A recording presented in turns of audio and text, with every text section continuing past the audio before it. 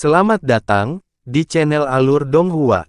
Sebelum menonton, silahkan subscribe, biar Mimin tambah semangat update-nya.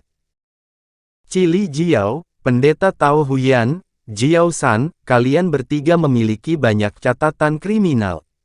Gongsu Jiu memanggil nama Taois Huyan dan dua lainnya. Akhirnya, dia mengarahkan jarinya ke wanita tua itu. Mata Taois Huyan berkelebat kebingungan saat mendengar ini. Dia menatap wanita tua itu. Jelas bahwa dia pernah mendengar tentang Jiao San sebelumnya, tetapi dia tidak tahu bahwa wanita tua itu adalah dia. Ekspresi Jiao San sedikit membeku. Dia menatap Gongsu Jiu tanpa rasa takut. Namun, ekspresi lelaki tua di sampingnya sedikit berubah. Tatapan Yunni tertuju pada punggung Taois Huyan. Matanya dipenuhi dengan kekhawatiran. Seperti kata pepatah, seseorang dapat memakai sepatu besi dengan sia-sia. Mansion Netherfrost telah menyatukan kalian semua. Bagus, sangat bagus. Dengan cara ini, saya bisa pergi ke lebih sedikit tempat, kata Gongsu Jiu, tersenyum. Begitu dia selesai berbicara, alisnya berkedut. Tatapannya tertuju pada mayat hidup di kursi di tengah aula. Ketika Han Li melihat ini, dia langsung berteriak, "Semua orang di aula, kita telah bergabung untuk membunuh Xiao Jinhan. Kami telah menjadi musuh Istana Abadi dengan menggabungkan kekuatan untuk membunuh Xiao Jinhan. Utusan Abadi sebelum kita telah menyegel aula dengan domain rohnya. Dia memiliki niat untuk membunuh kita. Jika kita tidak menggabungkan kekuatan dan bertarung bersama, kita hanya bisa menunggu kematian." Saat dia mengatakan ini, Gongsu Jiu juga mengalihkan perhatiannya padanya. Dia menatapnya dengan senyum dan tidak menyela. Di sisi lain, ketika Luo Qinghai mendengar ini, dia hanya bisa tersenyum pahit. Dengan teriakan Han Li, itu sama saja dengan mengkonfirmasi kejahatannya bergandengan tangan untuk membunuh Xiao Jinhan. Tidak ada cara baginya untuk membela diri, dan istana Changliu sekarang sepenuhnya terikat dengan orang-orang ini.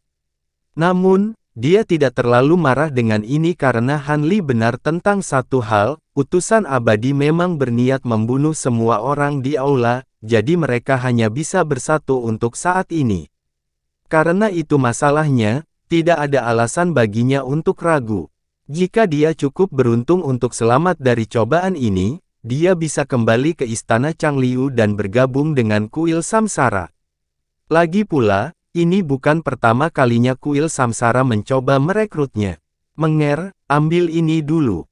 Ini bisa membantumu untuk sementara menahan perselisihan internal domain roh. Aku khawatir aku tidak akan bisa menjagamu nanti. Luo Qinghai memutar pergelangan tangannya dan mengeluarkan manik biru seukuran lengkeng, kemudian menyerahkannya kepada Nanke Meng dan berkata.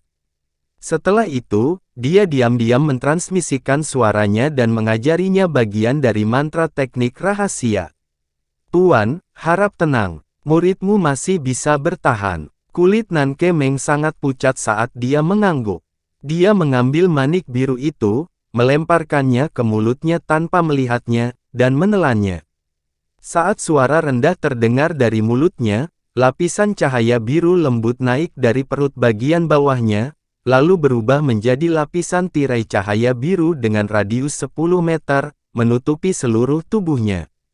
Nanke Meng segera merasa seolah-olah dia terbungkus dalam lapisan energi seperti lautan yang lembut. Tubuhnya segera rileks, dan perasaan tercekik juga mereda. Domain roh surgawi yang mendalam. Ketika Han Li melihat ini, dia menyadari. Luo Qinghai tidak ragu untuk menggunakan harta karun surgawi yang mendalam untuk membantu Nanke Meng untuk sementara menopang domain roh semu untuk menahan invasi domain roh Gongsu Jiu. Karena dia bisa melakukan ini, itu berarti dia telah memutuskan untuk menerima lamaran Han Li. Karena Luo Qinghai memahami taruhannya, bagaimana mungkin orang lain yang bisa berkultivasi sampai hari ini tidak memahami taruhannya? Jadi, semua orang menoleh ke utusan abadi dan Sui Ying dan mengepung mereka di tengah aula. Apa yang sedang kamu lakukan? Beraninya kamu bertindak begitu lancang di depan utusan abadi Gongsu. Apakah Anda ingin menjadi musuh pengadilan surgawi? Teriak Sue Ying, tapi tubuhnya tanpa sadar condong ke arah Gong Su Jiu. Ditatap oleh begitu banyak dewa emas, dia tidak santai. Tampaknya kamu ingin menang dengan angka. Tapi jika angka itu berguna, kenapa kamu masih berkultivasi begitu keras? Sayang sekali, setelah hari ini, saya tidak tahu berapa lama waktu yang dibutuhkan untuk memulihkan alam Dewa Beku Utara, kata Gong Su Jiu menggelengkan kepalanya. Semua orang di aula segera merasakan sakit yang menusuk di gendang telinga mereka. Gelombang tekanan kuat beberapa kali lebih kuat dari sebelumnya datang dari segala arah, menyebabkan hati semua orang menegang. Yang mulia terlalu jauh. Luo Qinghai memimpin dan berteriak dengan suara rendah. Kemudian, dia membuat gerakan mantra dengan tangannya. Tiba-tiba, bola cahaya biru menyala di ujung jarinya dan meluas dengan kecepatan tinggi. Itu kemudian melonjak ke depan seperti gelombang laut yang luas, dan menyelimuti semua orang.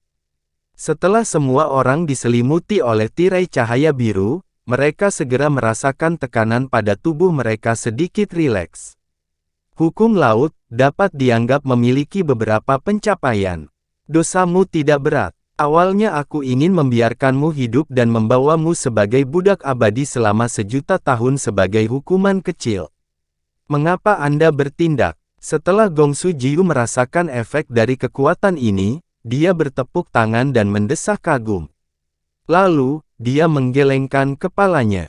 Ketika Taois Huyan dan yang lainnya melihat ini, tubuhnya juga menyala.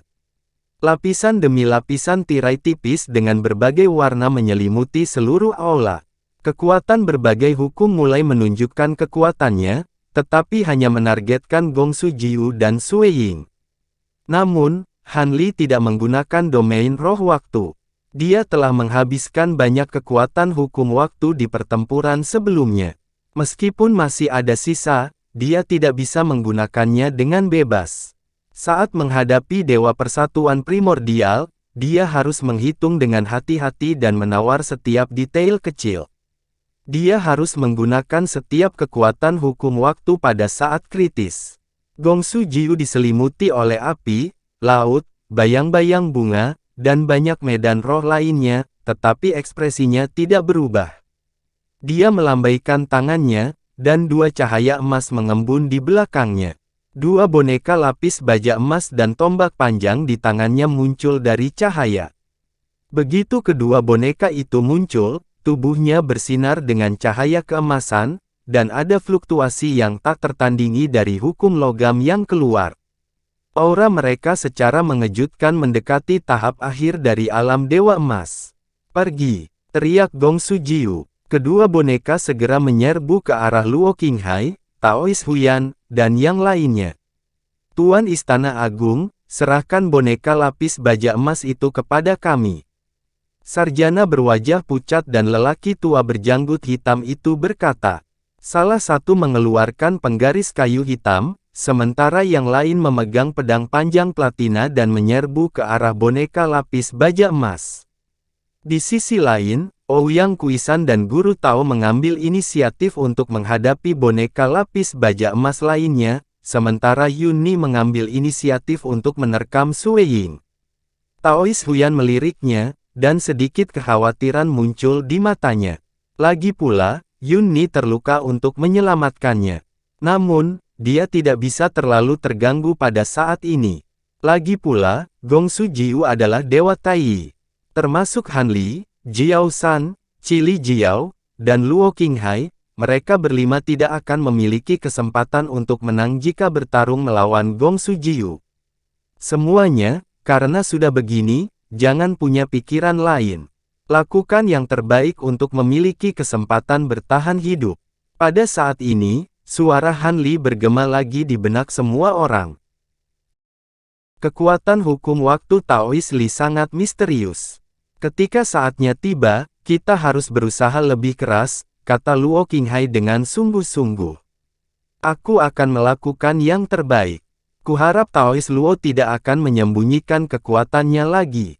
Lagi pula, Fury of the Ocean juga dapat menakuti bahkan dewa dan hantu. Itu sangat kuat, jawab Han Li. Tentu saja, Luo Qinghai sedikit terkejut dan menjawab. Saat mereka berdua sedang berbicara, Gongsu Jiu sudah bergerak. Dia melambaikan tangannya di udara, membuat serangkaian segel mantra. Semburan kabut putih pekat melonjak keluar dari udara di belakang Han Li dan yang lainnya, membentuk serangkaian sosok humanoid putih di dalam kabut. Ketika semua orang melihat sosok-sosok ini, ekspresi mereka berubah secara dramatis. Ternyata siluet sosok di kabut putih itu sama persis dengan mereka berlima, tampak seperti bayangan mereka. Yang lebih mengejutkan mereka adalah bahwa aura sosok dalam kabut putih sangat mirip. Mungkinkah ini roh domain? Taois Huyan bergumam. Menurut legenda, ketika domain roh dikembangkan hingga tahap akhir dari alam transformasi roh, domain tersebut akan dapat berubah menjadi roh domain yang mirip dengan makhluk hidup. Sifatnya agak mirip dengan boneka atau tentara Dao. Selain itu, kekuatannya terkait erat dengan kultivasi hukum oleh tuannya. Itu tidak terlihat seperti itu. Jika itu benar-benar roh domain, itu tidak akan begitu mirip dengan kita. Kemungkinan besar itu adalah manifestasi dari hukum udaranya, kata Luo Qinghai karena dia berpengalaman dan berpengetahuan luas. Tanpa menunggu mereka sampai pada kesimpulan, sosok putih itu sudah bergerak dan menyerbu ke arahnya. Taois Huyan mengangkat pedang panjang di tangannya. Untaian api merah melilit di sekitarnya. Dia berbalik dan menebas sosok putih yang menyerbu ke arahnya. Cahaya merah menyinari tubuh sosok putih itu. Kemudian, amukan api naik dari tubuhnya. Sebuah pedang panjang menyala muncul di tangannya, dan menyapu ke arah Taois Huyan. Dua garis panjang api bertabrakan satu sama lain di udara, menghasilkan ledakan yang keras, dan dinding api yang tinggi menjulang ke udara. Taois Huyan dan sosok yang menyala menembus dinding api yang tinggi pada saat yang sama. Pedang mereka bentrok sekali lagi. Di sisi lain, sosok yang bertarung melawan Luo Qinghai telah berubah menjadi uap air biru. Sepertinya itu tidak memiliki tubuh fisik. Itu terus-menerus menarik gelombang air biru dan bertabrakan dengan seni ilahi air Luo Qinghai. Adapun Jiao San dan Cili Jiao, mereka juga terjerat oleh sosok putih, dan tidak bisa pergi untuk sementara waktu. Han Li memegang pedang hangat awan bambu hijau dengan erat di tangannya.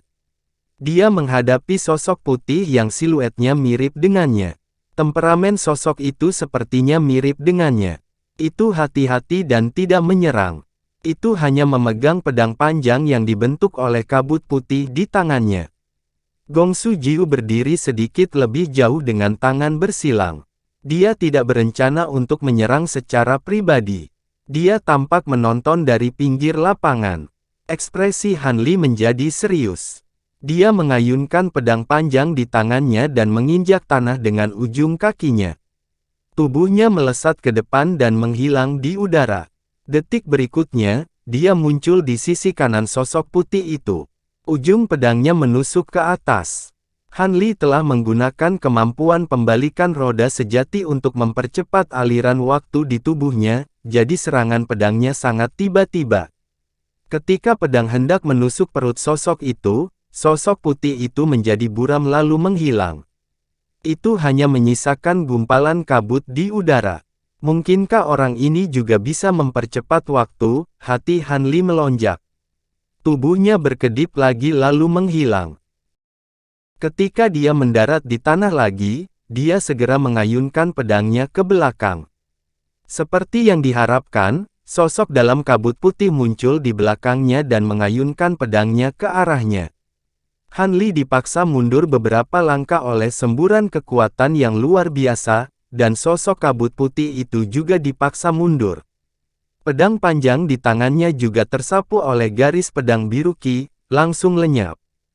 Han Li mengerutkan kening saat dia melihat siluet di kabut putih, yang mirip dengan siluetnya. Kabut putih dengan lembut bergolak di sekitar telapak siluet itu. Itu melonjak dan memanjang sedikit demi sedikit, mengembun menjadi pedang panjang sekali lagi. Apa ini? Han Li bingung. Cahaya biru menyala di matanya. Dengan kemampuan mata rohnya, dia bisa melihat bahwa siluet putih itu kabur. Ada bola cahaya di dalam tubuhnya yang berfluktuasi dan menyusut secara ritmis. Siluet yang bertarung melawan Taois Huyan memiliki bola cahaya merah. Siluet yang bertarung melawan Luo Qinghai memiliki bola cahaya biru. Adapun yang di depan Han Li, itu adalah bola cahaya emas yang redup. Tapi selain itu, dia tidak bisa melihat sesuatu yang aneh tentang siluet yang terbentuk dari kabut putih. Saat Han Li ragu apakah dia harus memanggil roda kebenaran atau tidak dan memeriksanya dengan mata kebenarannya, sebuah suara lemah tiba-tiba terdengar di benaknya. Pembicaranya tidak lain adalah Nan Kemeng. Pada kenyataannya, suaranya terdengar di telinga semua orang saat ini. Senior, siluet kabut putih itu tidak memiliki tubuh fisik. Tubuhnya mengandung kekuatan hukum yang sesuai dengan kalian masing-masing. Di atas kepalanya, ada garis putih tipis yang tidak bisa dilihat dengan mata telanjang. Itu terhubung ke jari pengawas utusan abadi, dan di atas hatinya, ada juga garis yang menghubungkan ke bagian belakang hati Anda. Ketika Han Li mendengar ini, dia sedikit memiringkan kepalanya dan menatap lengan terlipat Gong Su Jiu. Saat Han Li mengayunkan pedangnya untuk melawan siluet kabut putih, dia sekali lagi memeriksa situasi di sekitarnya. Yang mengejutkan, dia menemukan bahwa siluet yang bertarung melawan Taois Huyan memiliki kekuatan api, sedangkan siluet yang bertarung melawan Luo Qinghai memiliki kekuatan lautan. Dia mengangkat alisnya dan tiba-tiba menyadari. Rekan-rekan Taois, jangan sia-siakan energimu melawan sosok-sosok ini dalam kabut putih. Mereka semua adalah cerminan dari kita yang diciptakan oleh utusan abadi melalui hukum udara, jadi auranya persis sama dengan kita. Itu tidak akan mudah bagi kami untuk mengalahkan mereka, Han Li mengingatkan melalui transmisi suara. Setelah pengingat menger, saya menemukan jawabannya. Namun, benda ini bahkan memiliki kekuatan hukum yang sama dengan kita, jadi bagaimana kita bisa mengalahkannya? Luo Qinghai menjawab, jangan sia-siakan kekuatan hukum lagi. Refleksi ini terhubung ke tubuh kita melalui saluran kabut. Kekuatan hukum yang mereka gunakan dicuri dari kita, lanjut Han Li. Jadi begitu, pantas saja lelaki tua ini merasa energi api di tubuhku dikonsumsi begitu cepat. Kecepatannya lebih dari 2 kali lebih cepat dari biasanya. Daois Huyan terkejut, dan buru-buru mengirimkan suaranya. Dia ingin kita melelahkan diri kita sendiri. Begitu kekuatan hukum habis, itu akan menjadi waktu kematian kita. Jiao San, yang telah berubah menjadi seorang wanita tua, mengirimkan suaranya kepada mereka. Rekan Li, karena kamu telah menemukan masalahnya, apakah kamu punya cara untuk menyelesaikannya? Kulit rekan Cisan berubah menjadi merah tua, seolah-olah dia bermandikan darah. Sosok dalam kabut putih ini tidak memiliki kesadaran, jadi mereka tidak bergerak sendiri. Sebaliknya, dikendalikan oleh utusan abadi untuk menyerang. Lagi pula, inti dari teknik ini ditopang oleh hukumnya tentang udara. Kita hanya perlu untuk sementara berhenti menggunakan kekuatan hukum dan menyerang tubuh Gong Su Jiu dengan sekuat tenaga. Kami mungkin bisa menyelesaikan situasi ini, jawab Han Li. Baiklah, daripada menunggu kematian, mengapa tidak melawan? Daois Huyan adalah orang pertama yang mengungkapkan pendapatnya. Kami akan melakukan apa yang kamu katakan, kata Luo Qinghai sambil menatap Nan Kemeng dan melihatnya mengangguk padanya. Jiao San dan Cili Jiao juga menyatakan persetujuannya. Setelah mereka berlima memutuskan rencana, langsung mengambil tindakan. Api merah di tubuh Taois Huyan padam, dan tubuhnya berputar di udara seperti tornado, menusuk ke arah sosok dalam kabut putih di depannya. Api di tubuh sosok itu padam, dan ia menyerang Taois Huyan dengan cara yang sama. Keduanya bertabrakan di udara, menciptakan gemuruh yang menggetarkan surga. Saat Taois Huyan terbang mundur, dia meminjam kekuatan mundur untuk bergegas menuju Gong Su Jiu. Hampir di saat yang sama, Luo Qinghai dan yang lainnya juga menggunakan berbagai cara untuk melepaskan diri dari sosok putih di depannya. Mereka terbang dari arah yang berbeda dan bergegas menuju Gong Su Jiu. Ketika Gong Su Jiu melihat ini, dia mengangkat alisnya, dan sedikit keterkejutan melintas di matanya. Teknik bayangan Qi saya telah ditemukan. Sepertinya saya telah meremehkan Anda. Tapi, terus kenapa? Dia menghela nafas pelan dan berkata sambil tersenyum. Begitu dia selesai berbicara, dia tiba-tiba menarik kembali dengan tangan kirinya, dan suara angin tiba-tiba terdengar di udara. Sosok putih itu segera ditarik mundur dengan kekuatan besar, dan dalam sekejap mata, mereka muncul di depan Taois Huyan dan yang lainnya. Apakah menurutmu tidak menggunakan kekuatan hukum akan membuat perbedaan? Kamu masih belum memiliki peluang menang sedikit pun, kata Gong Su Jiu. Pada saat ini, riak emas tiba-tiba muncul di udara di belakangnya. Sosok Han Li tiba-tiba muncul, dan pedang bambu awan di tangannya tersapu, menebas pinggang Gong Su Jiu. Tepat saat pedang biru bersinar dengan kilat keemasan, dan hendak menebas pinggang Gong Su Jiu, sosok Gong Su Jiu bersinar dengan cahaya putih, dan dia menghilang. Yang menggantikannya adalah pantulan kabut putih dari Han Li.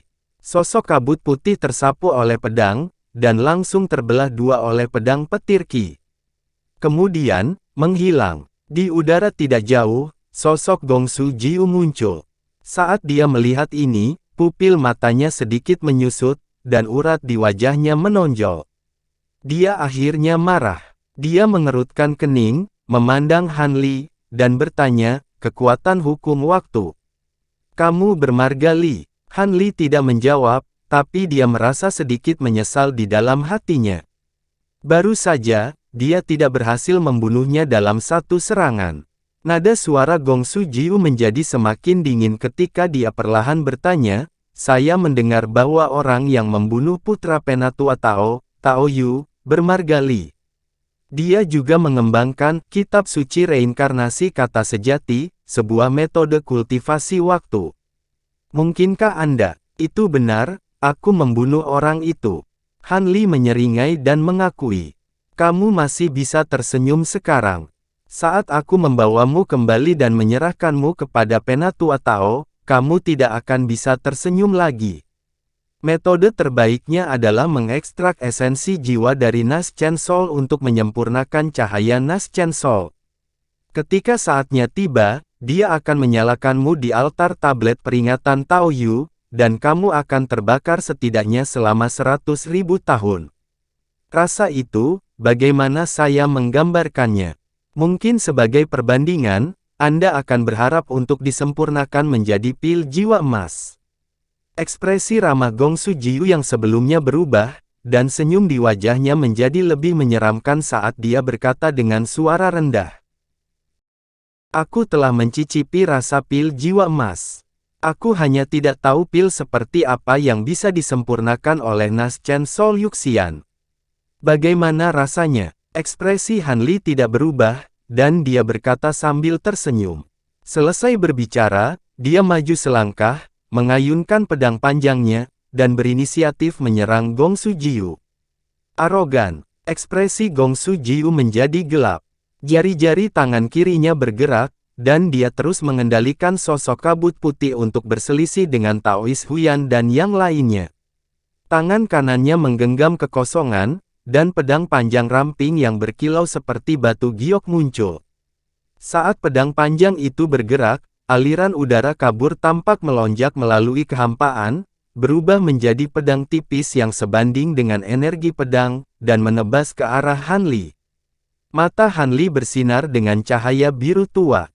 Dia bisa dengan jelas melihat lintasan bila aliran udara ini, dan dia juga bisa merasakan fluktuasi yang berasal darinya. Dia mengayunkan pedang panjang di tangannya berulang kali, dan lapisan energi pedang biru menyelimutinya seperti cahaya roh pelindung, menghalangi bila aliran udara sejauh 3 kaki darinya. Itu membuat Han Li kagum.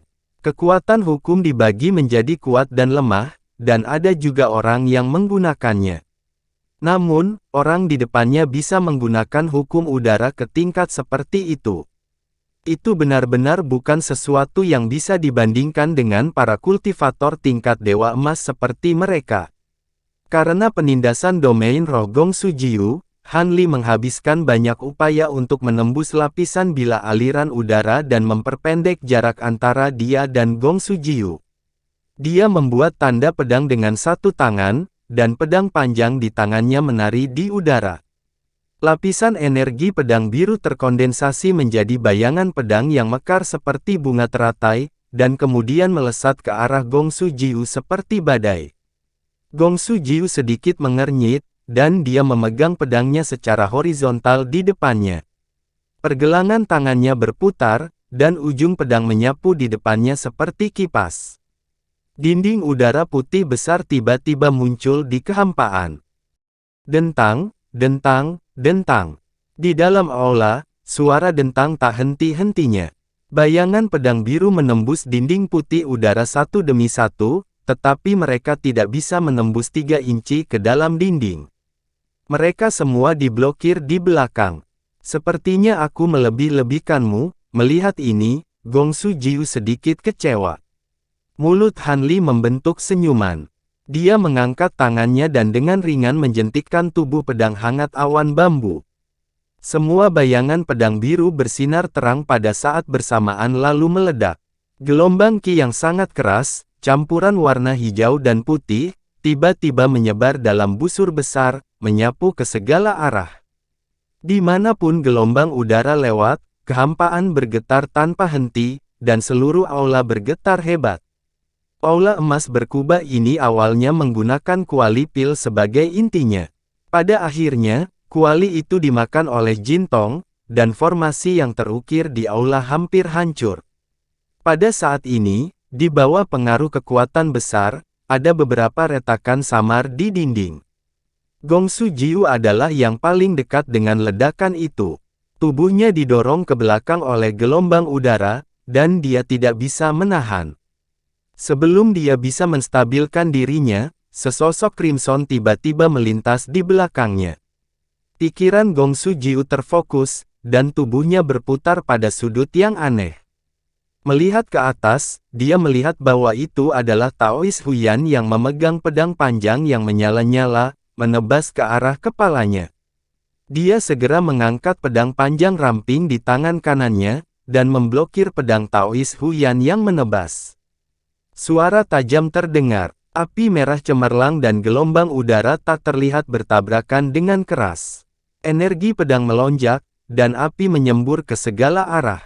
Saat kedua pedang itu bertabrakan, sesuatu yang aneh terjadi lagi. Dari tas di punggung Taois Huyan, cahaya merah bersinar, dan labu merah terbang keluar.